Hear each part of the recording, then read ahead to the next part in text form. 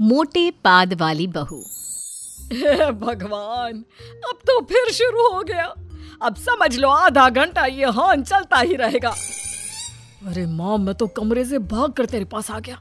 वहां रुकना तो मान ले किसी के बस की बात नहीं है। भाई, मानना पड़ेगा तुझे, क्या हिम्मत पाई है। भाभी की मोटी बात को झेलना तो किसी के बस की बात नहीं है। तभी पड़ोसन आ जाती है। देख लीजिए बहन जी, ये रोज सुबह जो आप लोग अपने घर की फर्नीचर जोर जोर से खिसकाती है ना, इससे हम लोग काफी डिस्टर्ब होते हैं। वो क्या है ना, हम लोगों के घर भी पढ़ने लिखने वाले बच्चे हैं और रोज रोज घर का सामान इधर उधर कौन करता है। सास को पड़ोसन की बात पर गुस्सा आ जाता है। फिर आप आ गई दरवाजे रो ना रोने। अरे रोज सुबह सुबह भगवान दिखे ना दिखे, आपकी शक्ल जरूर दिख जाती है। और आंटी, ये आवाज फर्नीचर खिसकाने की नहीं है, दिख रहा है आपको? देख रही है ना कि हम सब आपके सामने खड़े हैं और फर्नीचर अपनी जगह पर, तो ये आवाज उसकी नहीं है, समझ गई ना? अब रास्ता नापिए।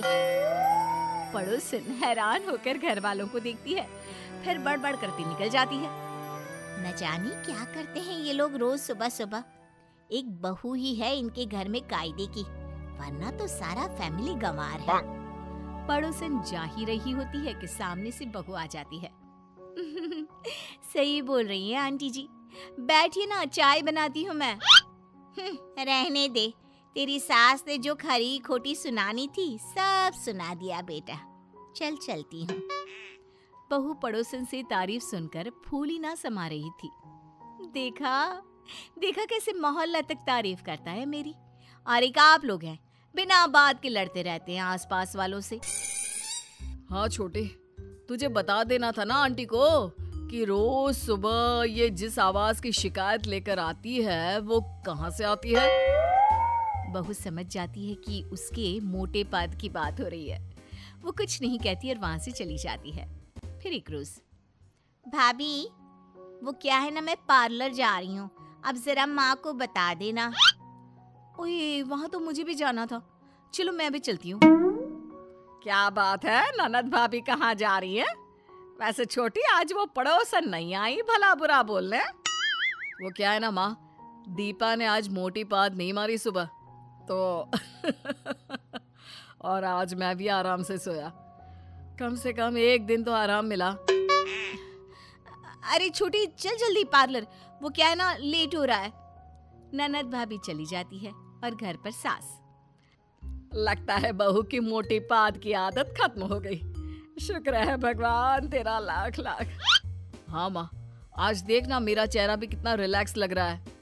वहीं पार्लर में, क्या बात है भाभी, आज तो आपने मोटी पाद नहीं मारी, क्यों? अरे पता नहीं, वो जो एक मोटा वाला गोला रोज पेट में आता है ना, वो आज सुबह आया ही नहीं। मैं खुद हैरान हूँ। चलो भाभी, कोई बात नहीं, अच्छा ही तो है। कि तभी एक औरत नाक में हाथ रखकर, छी, न जाने कौन पाद कर निकल गया। अरे धीरे से पाद कर निकल गई होगी और पीछे हम लोगों को बदबू में डाल गई। अब कोई मशीन तो बनी है नहीं कि पता लगा ले कि किसने पादा, क्यों बहन? हाँ सही बोल रही हैं। मैं तो कहती हूँ ये जो फुस से पाद कर निकल जाते हैं ना, एक नंबर के कायर होते हैं। अरे पादना है तो मोटा पादो, क्यों? ननद भाभी की बात पर हैरान रह जाती है कि तभी पार्लर वाली, जिसे दीपा में अपना मोटा कस्टमर दिख रहा होता है, कहती है, और क्या सही बोल रही हो, मोटा पादो मोटा, ये क्या फुस करके निकल गई। सही बोल रही हैं आप। दीपा को सपोर्ट मिलता है तो वो भी खुश हो जाती है। वैसे क्या क्या करवाना है आपको, आ जाइए। तभी दीपा अजीब सा मुंह बनाने लगती है। क्यों, क्या हो गया भाभी? कोई बात नहीं, मैं पहले करवा लेती हूँ, आप आराम करें। अरे लग रहा है इन्हें कोई प्रॉब्लम हो रही है।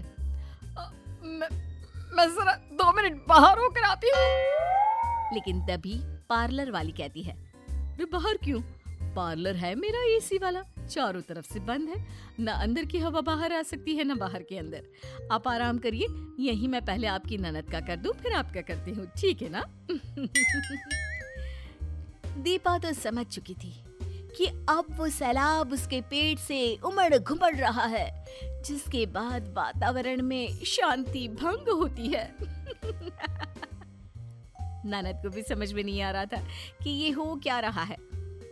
अरे भाभी सही तो कह रही हैं आंटी, बैठ जाइए ना। बैठ जाइए ना, ये तो हो गया, लेकिन ये क्या? दीपा का गोला बड़ी पाद बनकर बाहर निकल ही जाता है और जोर से आवाज होती रहती है। हाय रे चीची, देख लो गरजने के साथ कुछ बरस पे तो नहीं गया। हमें बाहर जाना है, बाहर का रास्ता कहाँ है? मेरा तो सोता बच्चा डर के मारे उठ गया। हाय रे, क्या है ये? मेरे पूरे कस्टमर भगा दिए। इतनी मोटी पाद तो मैंने अपने जीवन में नहीं सुनी। अरे कौन पादता है इतना मोटा? हाय रे मेरे कस्टमर। क्यों? अभी आप ही तो बोल रही थी ना कि फुस करके तो कायर भागते हैं। देखो, वीर लोगों की पाद ऐसी होती है। चलो अब हाथ चलाओ फेशियल में, हम लोगों की तो आदत है। अरे चलो चलो, मैं यहाँ 1 मिनट नहीं रुक सकती हूँ। अरे लेकर जाओ इन्हें यहाँ से। अरे कैसी औरत है, शर्म हया कुछ नहीं है इसमें। अरे भगाओ ना इसे। दीपा लोगों की बात से डर जाती है। वो ननद के पीछे जाकर खड़ी हो जाती है। ननद भाभी का हाथ पकड़कर कहती है, भाभी डरिए नहीं, ये हम लोगों की गलती है कि आपका सब मजाक बनाते रहे और हम भी आपको ही दोष देते रहे। भाभी आपका इलाज करवाना हम लोगों का फर्ज था, लेकिन वो काम हमने नहीं किया, तो अब आपको किसी से डरने की जरूरत नहीं है। मैं हूं ना। ननद सबके सामने भाभी के लिए लड़ती है और घर आकर, मैं डॉक्टर के पास जा रही हूँ। अरे क्यों, क्या हो गया? बच्चा है क्या पेट में? हाँ, क्या हो गया बहना? वो भाभी को पाद की आदत है ना, तो उसके लिए। अरे अजवाइन खा, गरम पानी पी, डॉक्टर के पास जाने की क्या जरूरत है? और क्या बोलोगी? पाद आती है, वो भी मोटी मोटी। अरे मैं नहीं जाऊंगा इसके साथ। शर्म के मारे मैं तो किसी से आंख भी नहीं मिला पाऊंगा। ये क्या बोल रहे हैं आप लोग? भाभी जहाँ जाती हैं उनकी मोटी पाद की वजह से उन्हें शर्म झेलनी पड़ती है। और याद रखिए, ये बीमारी भाभी मायके से नहीं लाई, बल्कि यहाँ आकर उन्हें लगी। उन्हें ना यहाँ उनके हिसाब से वातावरण मिल रहा है, ना शुद्ध खाना पानी। ये तो आप लोगों का फर्ज बनता है कि उनकी समस्या सुने और समाधान करें, ना कि उसका मजाक उड़ाए। रहने दीजिए, मैं खुद चली जाऊंगी। कोई बात नहीं, सच्ची ये शर्म की तो बात है, तो कोई क्यों साथ देगा मेरा? ये बोलकर वो जा रही होती है कि नहीं, छुटकी ठीक बोल रही है, मैं चलूंगा तुम्हारे साथ। हाँ, और पैसे मैं दे रही हूँ, हमें माफ कर दे बहू।